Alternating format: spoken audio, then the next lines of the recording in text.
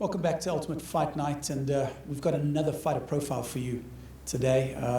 Fighting out of Brothers in Arms here in Pretoria, the underground gym that really is awesome to actually just sit in and just watch the action unfold. But the athlete today, professional MMA fighter Henning. Man, this guy, there's so much we can talk about this guy. Started off great career, and as recent EFC commentators said, some idiot destroyed this young man's career for almost 6 years. But that's water under the bridge, because since then he has absolutely made an impact on the professional fight scene here in South Africa, following on his return to fighting. Cole, thanks for your time. Thanks for chatting to us today. Before we get into all of that and what's happened and where your career's come to now, fighting.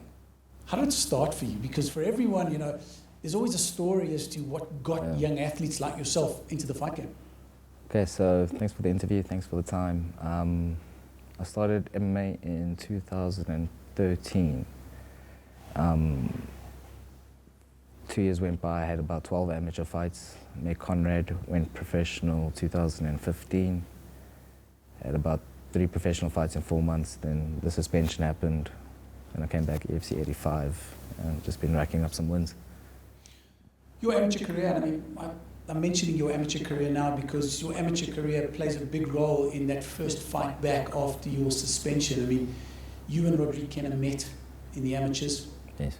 He made it very vocal at the time, and he was on my show back in the day talking about the fact that he was going to do to you again what he did to you in amateurs.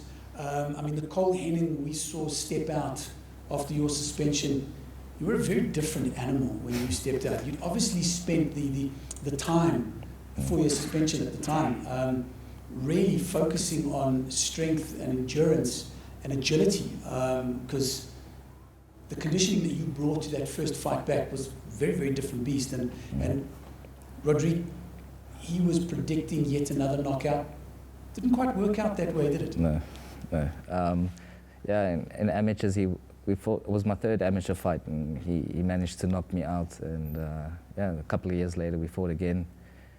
And we decided to take Rodrigue because no one was calling him out, and everyone was scared to fight him. So if we took Rodrigue out first, the other lightweights would be easier. So that's why we decided to take him first. And you took him out? Yeah. The feeling of coming back, because that was your return fight after the suspension. How does that feel? Because obviously there must have been nerves coming back into that fight for the first time. How much of a different fighter were you? How you progressed in your fighting career with just having to train for 4 years?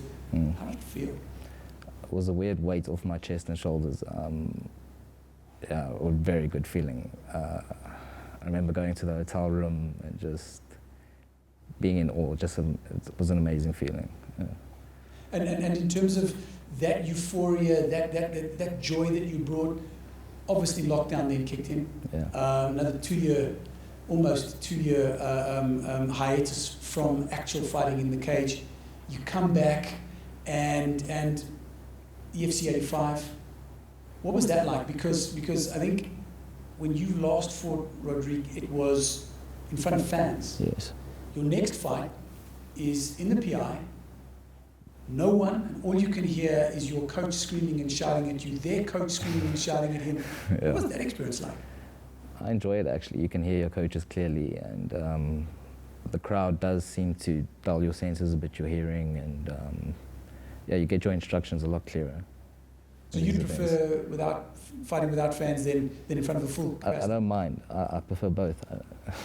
I enjoy both. And the next fight that you then had, you've then sort of, we could see as media, as pundits, watching the progression of Cole Henning as he's gone on. It's literally, and as we've heard from Conrad before, is Conrad talks about the fact that it's constantly looking to fix up all the little mistakes that you pick up during your fight. As an athlete yourself, are you constantly after the fight sitting down with your team and going, well, I didn't quite do that as well as I should have, or I didn't do enough of that, or I did none of that. How can we get that back into the game?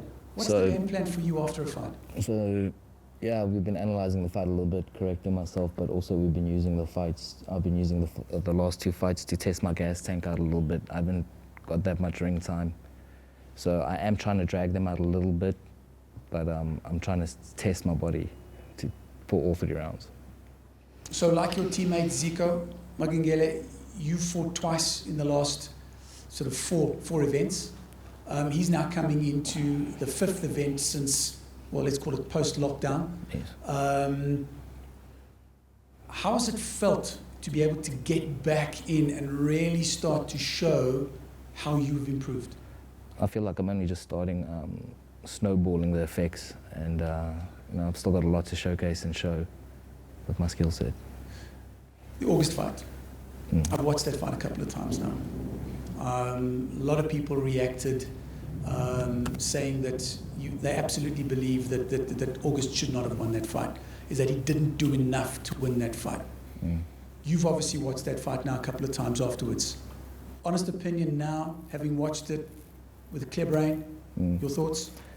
I also myself, I think I could have done a little bit more. I felt like I was controlling him more than he was controlling me. I landed the clearer shots, and I think I was a little bit more cleaner than him. But I mean, congratulations to him. He managed to scrape by. So. Final question for you, brothers in arms. I get the sense it's a tight-knit family unit of guys that are just looking to improve one another every single time you guys step in here. Watching the training session earlier today, what is the number one thing that you guys have? Because having chatted to Conrad and having watched Brothers in Arms grow from this amateur gym that had a couple of fighters on every now and again at an amateur card, now to having almost 11, nearly 12 professional athletes fighting out of this gym. What's the secret? What's in the sauce here? What's in the water here? I don't know, Conrad's craziness probably. Tough training, hardcore training, raw training, keeping it real, I think that's the secret. And for you, what's the future for you? Where does Colin Henning see himself 2023? I want to be number 1. I want to be champion. Champion? Yeah. And hopefully with your brother hoping to join you under those bright lights, to be as much of a mentor to him as possible. Definitely. It's a little bit stressful, you don't want your little brother to get hurt, but he's going to handle himself well. He's going to showcase some good skill. Well, there you have it. Young fighter who really given a bit of a raw deal back in the day. He's come back strong. Two great performances. One unfortunately didn't go his way. The judges saw it very, very differently to many of us fight fans. But it is what it is. It's the fight game.